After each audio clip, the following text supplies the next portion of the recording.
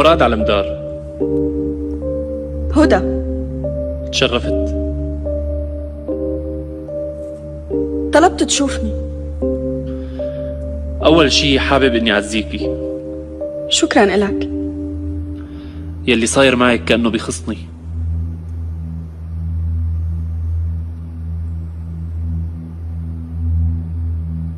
طيب بقدر أعرف سبب زيارتك المفاجئة؟ بدي بيت مناسب لإلي. حضرتكن ناويين تبيعوا هذا البيت شي؟ إذا أجيت أنا لبيتك وقلت مثل هيك شي، شو كنت رح تقول؟ كنت ضيفتك شي على الأقل. لا، أنا ما رح ضيفك شي. بس أنا ما طلبت منك إنك تضيفيني شي. بس الشي اللي عم تساويه عيب. شوفي يا هدى خانم،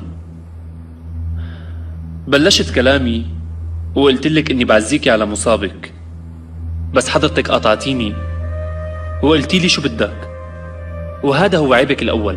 وعيبك الثاني هو تفكيرك بإني رح أطلب منك شي، يعني شايفتيني تاجر، أو فيني أقول لك بشكل تاني شايفتيني مافيا. أنت فهمتني غلط. أنت يلي فهمتيني غلط.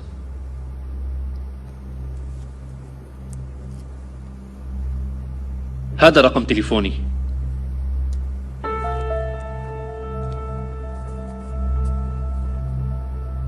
إذا فكرتي إنك تبيعي بيتك فيك تتصلي.